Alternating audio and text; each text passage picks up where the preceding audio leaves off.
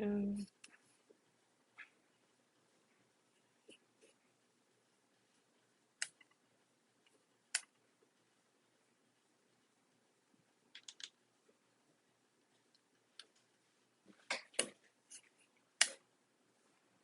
Hey guys, what's up?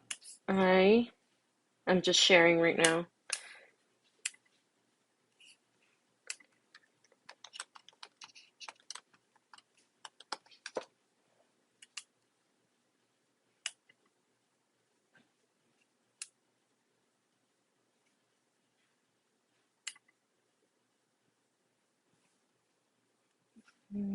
One second.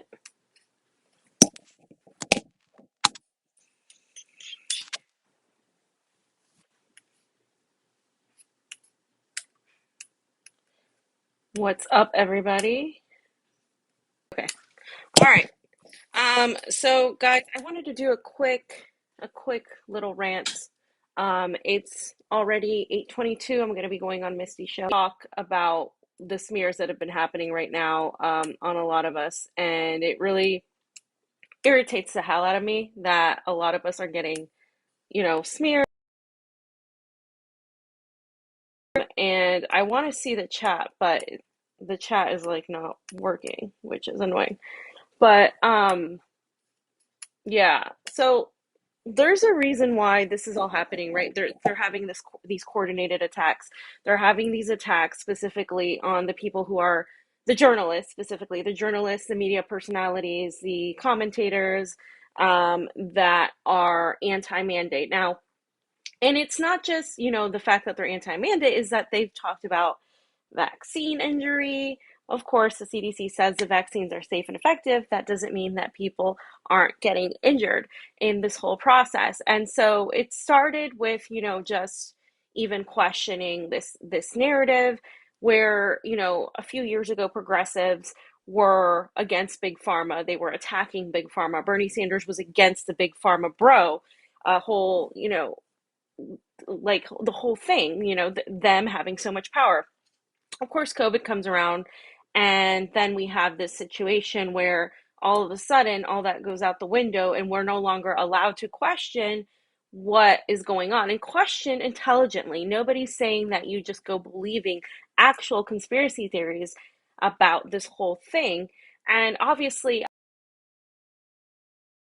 that you guys who watch us all the time constantly, that we cover. We've had a Dr. Peter McCullough on. We're going to continue to have more people on. We've been traveling, covering elections in Nicaragua, covering elections in Honduras. So you guys know that we, what we're talking about here, we've been talking about for a while, and other people have been talking about it even longer. People like, the Last American Vagabond, Whitney Webb, a lot of our comrades at FCSC have talked about this sort of thing for a while, and now more people are catching on and talking about this.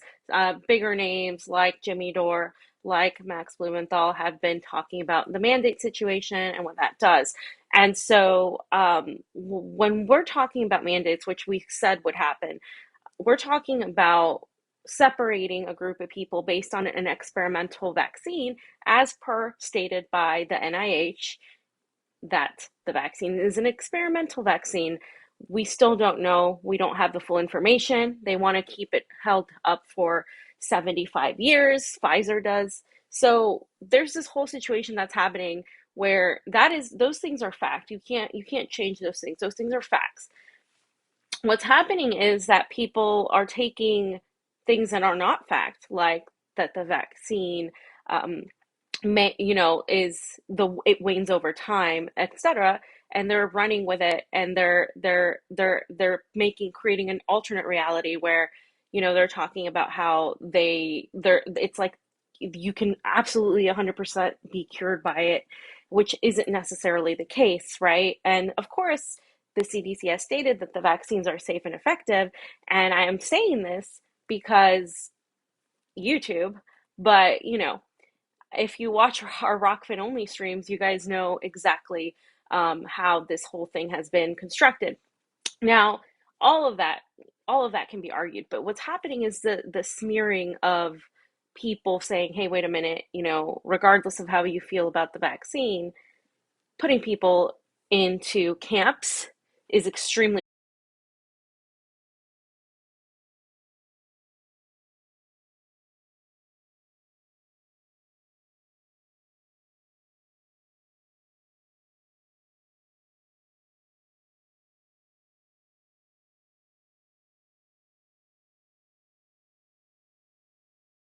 is down, Johnny.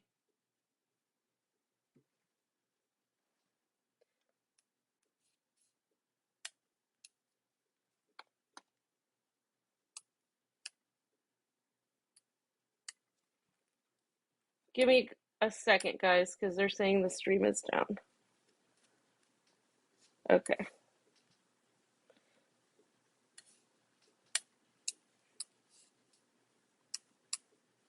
Give me a second, guys. I'll see if I can come back.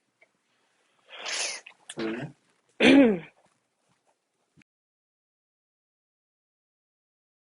I connect it to the Facebook is stable, but let's see if I can connect to the Wi-Fi.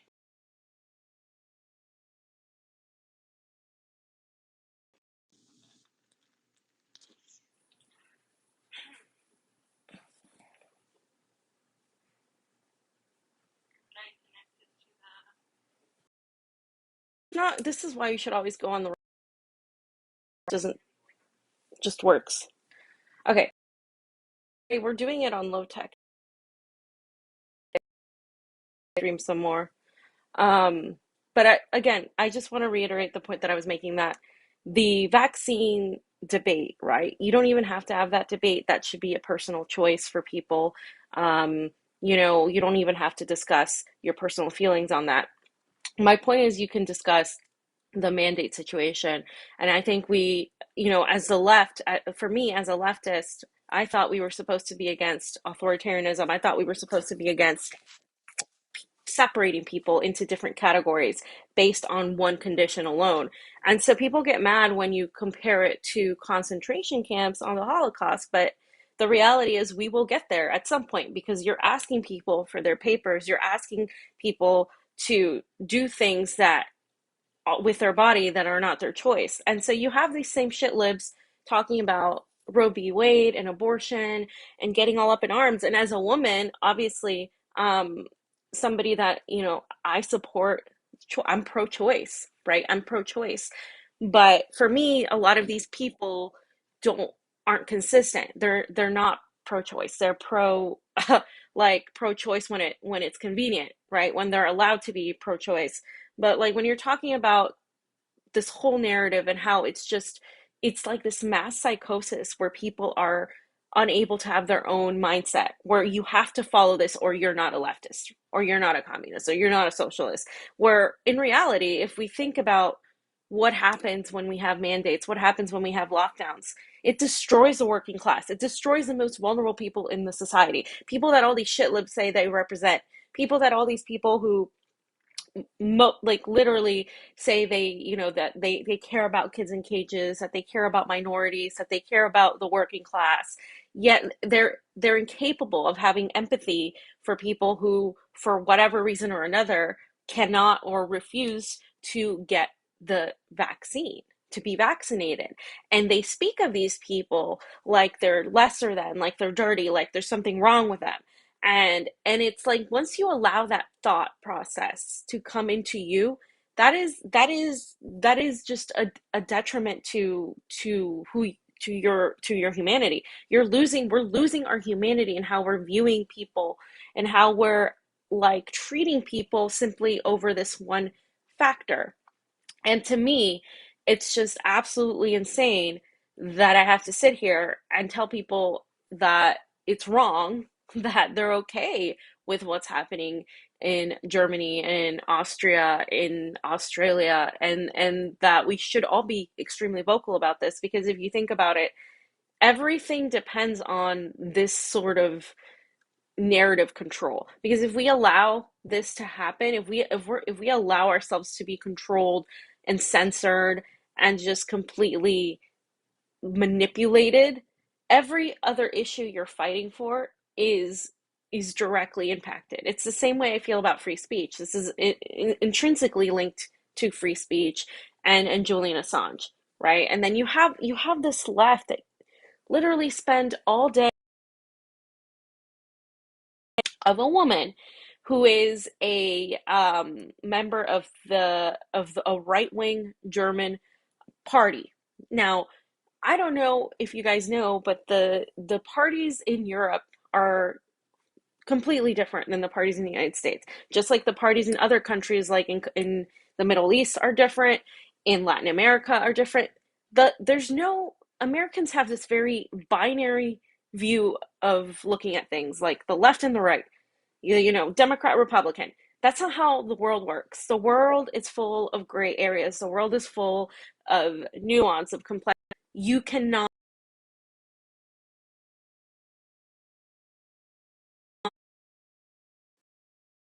party, so anything they say has to be wrong, right? And so while this woman has beliefs on immigration that I disagree with, especially as an immigrant, that I disagree with, I'm not German. I'm not from Germany. I know, a little bit about their culture because I studied it. I studied German for a few years, and I know that they have an issue with immigration, largely caused by the United States, because they're getting a lot of immigrants from the Middle East because we destroyed all the Middle East and all of their countries. This is directly all of these things tie together.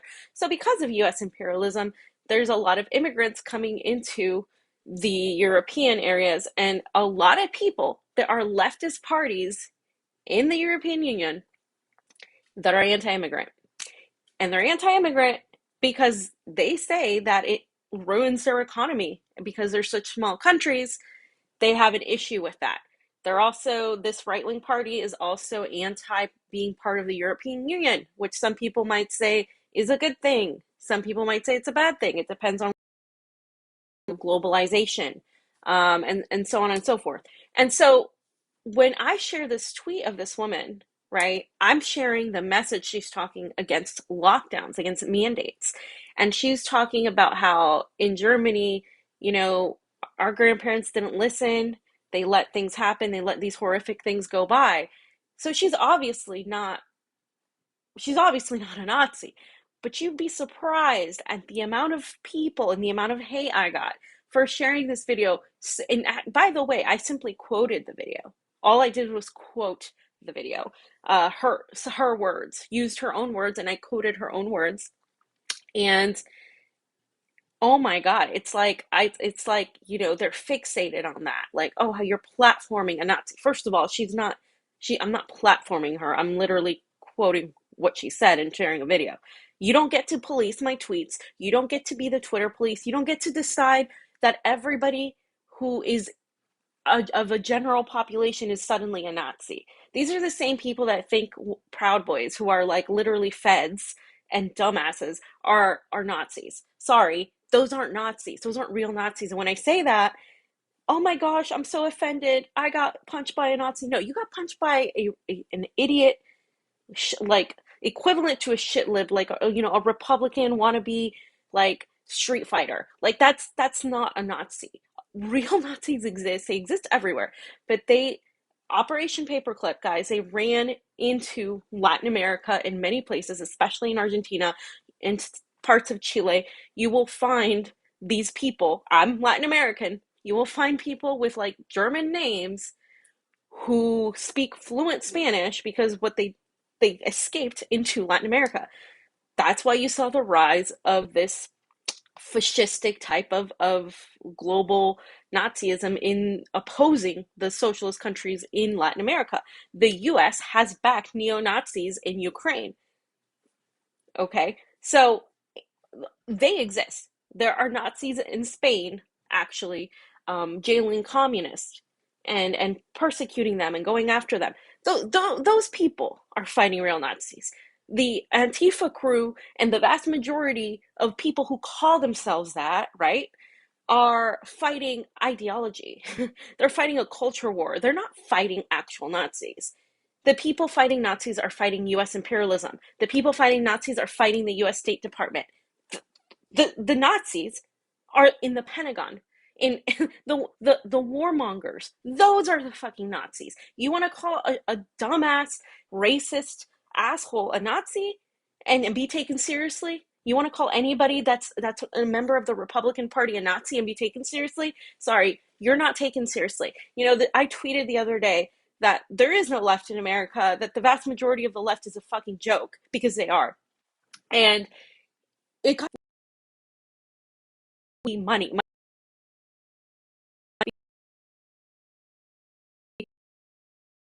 Everybody really accomplished in. So you can disagree with me on what your utopia looks like, totally, and I'm not going to hate you for it. I have had Republicans and I have conversations where they start listening to some of my imperialist takes. They start listening to things that I'm talking about. Like, if we stop our US interventionism and leave other countries alone, we would absolutely be able to flourish here at home and allow other countries to flourish. Those are talking points that you can win with the other side, right? I'm willing to do that. I'm an immigrant. I'm a person of color, right? I'm saying this for a purpose. I'm saying this because these people that automatically call myself or Niko House Nazis are, it's just like their form of just giving a racial slur, because they're the moderates. They're the the the foxes. They're the ones that get away with this sort of underlying racism. Like, I'm not supposed to veer from the current narrative. I'm people have this approach, and I know Caleb Maupin gets a lot of shit for this, because he's like, I don't care if you're anti-abortion, I'll still, if you believe in economic policy that's going to help the working class, you're a comrade of mine. And he got a lot of crap for that, right? A lot of crap for that. And so if you have a take that's not popular, Kim Iversen had a take, I think, on the latest shooting. And I didn't agree with her take, but the amount of vitriol the woman received and receives for her also COVID stance is a whole other thing. I mean, it's just endless, endless, endless, calling her a white supremacist and all of this. And literally, there is no discussion. It's just name calling, and you're canceled, or you're this and you're that. There is no logical interaction or exchange. It's just a complete tantrum. That's why, we refer to them as the emotional left. They're just emotional. There's no actual organizing happening. It's just all in the back burner, because they're trying to control what you post, what you tweet, how you think, what you hear, and have people stuck in this whole like symbolics. It's like being in a meeting with, because I've been to these meetings with the Democratic Party and these DSA types. Oh my God. The meeting starts, and for an hour they're arguing over how that the person felt like, ostracized because they didn't refer to them properly, and then they're arguing about how they're not inclusive enough and all of this bullshit, so nothing gets done. That's a microcosm of the left in America. Literally, that is exactly it. And when I go to Latin America, right, and I've been there now a lot this past year, and I see the left there and fighting actual imperialism with the boot right here on their neck, and they're able to organize and get things done. I'm just baffled that like, I'm just so angry. I'm frustrated, because then I see that people over here don't do that. They can't do that. They can't, because they're too busy getting in their own way. And it's just so frustrating, because I wish that we could do that here. And I don't care if you don't consider yourself part of the left. I don't care. I want the people, the working people, to rise up against the predator class, the psychopaths that are running this world and ruining things for us, right? And yet, the people that are most speaking out, against this fascistic authoritarian government coming, right? We're talking about COVID is the excuse, the Trojan horse for the fourth industrial revolution, for the Great Reset. Okay. And so that is what's happening right now. And like I said, I can't say too much. I try to crumb people on YouTube too, to come and listen to some of our other stuff that we only put on Rokfin. But it's not a conspiracy. You guys can look it up. It's the World Economic Forum. And there's these billionaires that get together and they discuss their plans for the rest of the world. And we're just supposed to follow that. You're just supposed to be this little machine. And the voices that are mostly Dare, right? The journalists that dare cover these stories, cover not just, the usual stories, because I think covering foreign policy is important. And that's why we've covered, we've gone to Nicaragua, Honduras, we've covered Peru.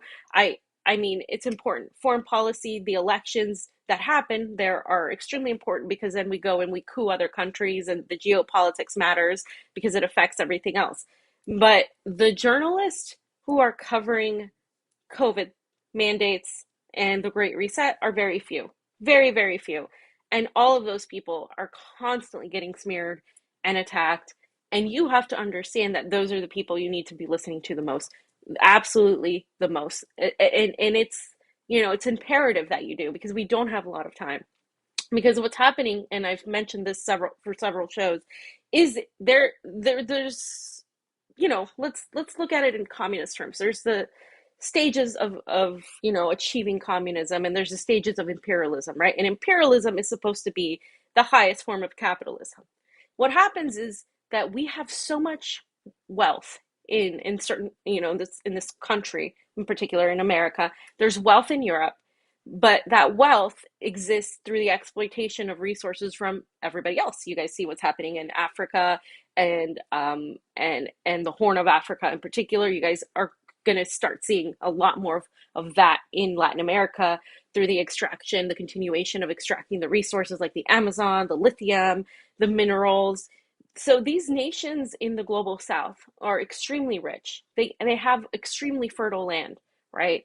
And all of these things have already been, many of them, the vast majority of them, if they're not privatized, they will be privatized. And that is something that is happening at a warp speed. And so once that's done, once they have all the money, all the resources, in order to maintain that, in order to maintain a system where so few really get the benefit and most people really, don't, you can call it whatever you want. I call that system capitalism. In order to maintain that system, right? They basically need cogs in the machine. They need workers. They need people to serve them. So what happens is that you have now this sort of, fortunately, coincidentally, a pandemic where a lot of people die, and a lot of people who die are the sick, are the people who have underlying conditions, the people who are overweight, or the people who are elderly. Those people, coincidentally, are not great workers. They're not going to be great workers for the system, right?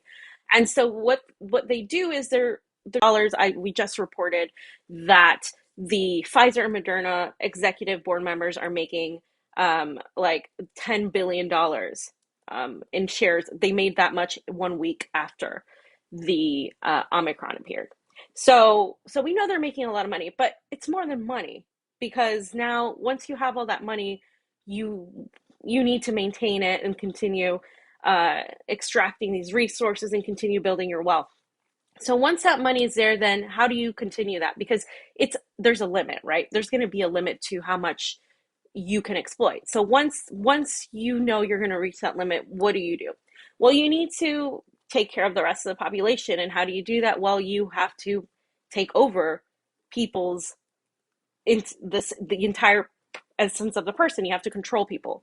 You have to find ways to really um, it's like stop any sort of revolt, stop any sort of revolution, really just have really good workers to keep the system going. And so once imperialism stops at privatization of everything that we love and hold dear, from our rainforests to our water to, just any natural living thing that you can think of, then what happens is, and they talk about this at the World Economic Forum, is this transhumanist idea where now it's you that must be exploited. You as a human being, you as a person. And again, you can find this online, these subjects that they talked about. And it's very basic here. You're going to be now inside a system where you have a digital ID, a digital wallet, everything gets entirely about you gets downloaded into a database. And so now you are like, I don't know if you guys have seen Minority Report, the movie, where they're pretty much, like ID'd through their irises. That's already happening with the, what is it, there's a real ID that's going to happen, but there's also like if you go to the airport, you get the pre-TSA bullshit. Like Pasta got it without knowing that they were going to take a picture of his eyelids or of his eyeballs, of his irises. And so you get that, and then you they pretty much know everything about you. So now COVID, of course, allows us to have now the apps or your vaccination status via this whole thing, right? And I've talked about the Talus uh, digital wallet where they're gonna know, your whole medical records, everything about you, where you live, your ID, everything. You're not gonna need anything. It's gonna be on your phone. It's great. Well, it seems great until you lose, you're monitored and surveilled constantly, right? And you lose any sense of like privacy. And so my issue to that is how do we solve that problem? Because we can't compete with technology. Like we can't. I mean, things are progressing so quickly, and there's robots out there already. There's, the robot dogs with weapons, and there's like these robots that have like already like started um they're getting really developed with these robots. It's scary. And so we're not going to win the technological war. The issue is how we fight it, because it's going to happen eventually. And there's this internal debate I have with me that's like, technology can be used for good, but it's not in the hands of good right now. It's in the hands of complete and total psychopaths. And that's the problem I have with technology, right? And so that I think that's why you see this sort of some of the conservative people, who obviously the meaning of conservative is to conserve and not change, embracing that. I mean, not embracing that, being a little bit more worried and hesitant about things. That's probably why you see that more on the right. Whereas the left is, you have the more liberal, like techie folks and Silicon Valley folks embracing, the tech and everything. So I think that's why there's that like disconnect. But essentially, through what's happening, there's an imperialism of the mind and your